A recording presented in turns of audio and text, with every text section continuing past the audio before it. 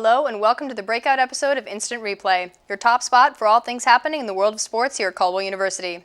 I'm Jess Cusimano and here's what's new for CU Athletics. Right into action, the men and women's cross-country teams have made great strides so far this season. The men's team is keeping things strong, recently placing 5th at the Goldie Beacom Invitational. Sophomore Frank Durkin finished in the top 5, followed by senior Nicholas Calixto and junior Pedro Liriano. Then over the weekend, they competed in the NJIT Highlander Invitational, where they took 7th place. For the women's team, senior Victoria Thaler is tearing up the course. Thaler posted her second first-place finish of the season as she led the team to a 5th-place spot overall at the Goldie Beacom Invitational. Thaler posted a 5K time of 20:46 and earned herself the CACC Runner of the Week honors. At the NJIT Highlander Invitational, the team placed 7th with Thaler in the top 10, followed by sophomore Megan Barreto. Both the men and women's teams will compete next in their lone home race of the season, the Cougar Chase, on Sunday, October 15th. The women's tennis team continues to fight as they claim their first conference win of the season early this month against Holy Family University. Seniors Valeria Oterola and Rebecca Ryan shined as they took an 8-0 win in doubles to take the number 1 spot. Over the break, the team faced off against Wilmington University. It was a close match with efforts by Rebecca Ryan and a lone win from sophomore Amy Tang, but they fell just short of the win. The team stands at 3-7 overall and 1-6 for conference play. They will have their next match coming up on October 14th as they travel out to the University of the Sciences. Smacking down the competition, the women's volleyball team is on a hot streak.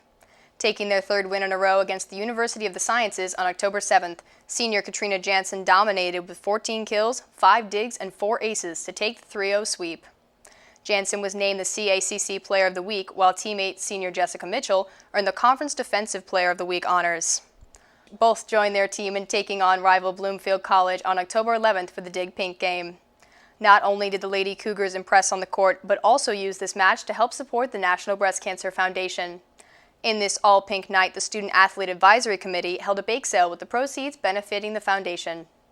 Prior to the match, both Professor Dr. Kathleen Kelly and Linda Sheehan were honored as breast cancer survivors. During the match, the team kept things close as Jansen led the way with 17 kills. Freshman Chloe Kistner chipped in 9 kills, and sophomore Kathleen Compagno added in 7. Tagging in with some assists, senior Gabrielle Bennett netted 24, while junior Jordan Hoffman added in 22. With this win, the team improves to 14-4 and 9-1 in conference play. Next up, they will travel down to Holy Family University for a CACC matchup on Saturday, October 14th. All of our teams are kicking things into high gear, but this year history has been made at Caldwell University as we welcome our first ever sprint football team. With a new crop of recruits, our sprint football team was ready to start off their inaugural season. Julia Cummings headed out to James Caldwell High School to report on this monumental first game.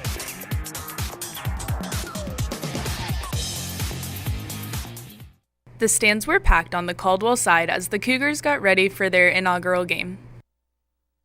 Our president, Nancy Blattner, had the privilege of commemorating the game with the ceremonial coin toss.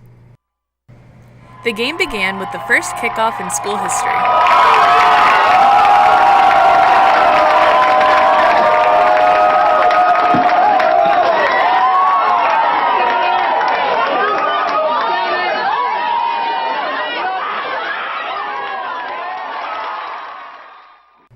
University of Pennsylvania got on the board early, proving why they are the reigning league champs.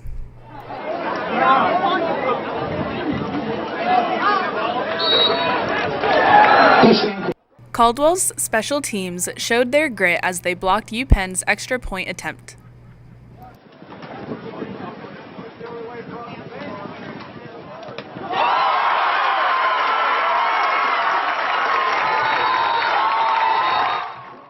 With a little over 6 minutes left in the 3rd quarter, running back Nizer Smith scored the first touchdown in Caldwell University's history.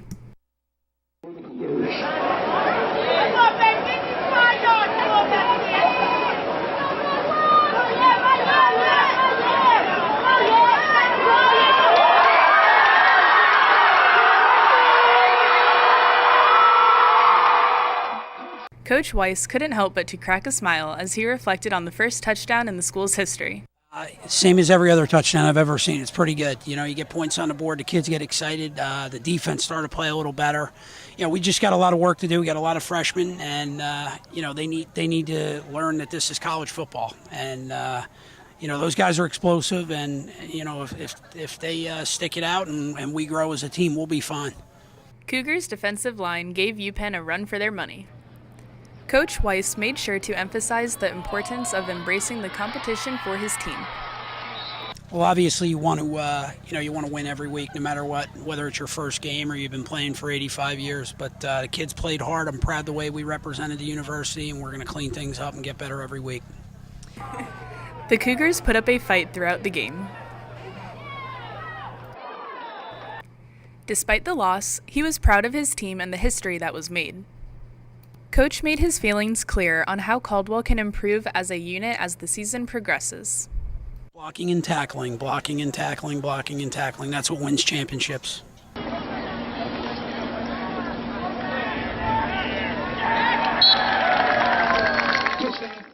Caldwell's offense shows sparks for the future as they look to improve on upcoming games. You know, just to go out and continue to compete and rely on what we've been teaching the kids every day in practice, and you know, just try and execute. And I think, you know, the score doesn't reflect it, but I think in the second half we played better, and you know, like I said, we kept our heads up, we competed for 4 quarters, and that's what we're looking for.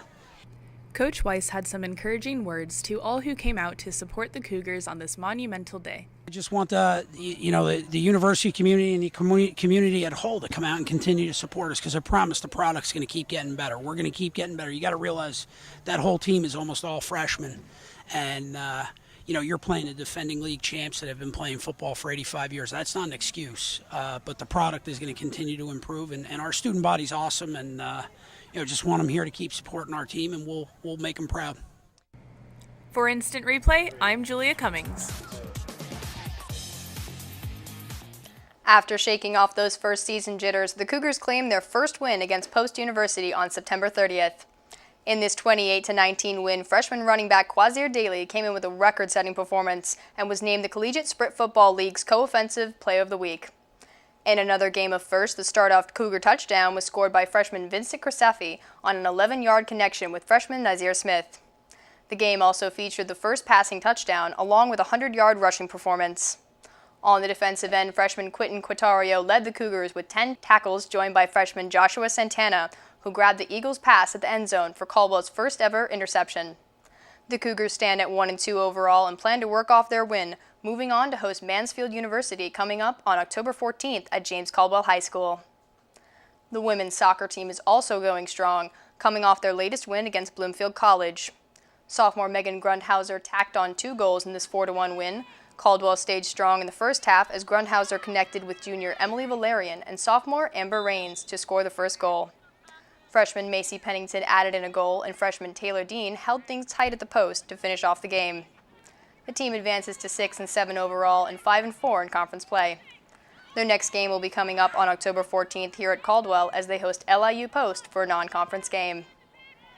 In a close matchup, the men's soccer team fought hard against Bloomsburg in overtime, but came just short of the win after working through a scoreless first half. Sophomore Tobias Block broke through in the second to score an assist from freshman Alessandro Cayano.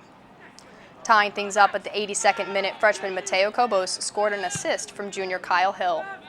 The team stands at 5-8 overall and will have their next game coming up on October 17th for a CACC matchup against Concordia College.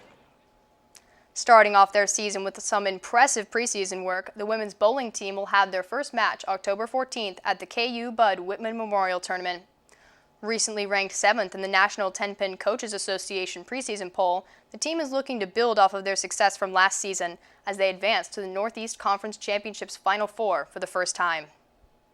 That's all for your weekly dose of sports action. Be sure to go out and support your athletes in their upcoming games throughout the season.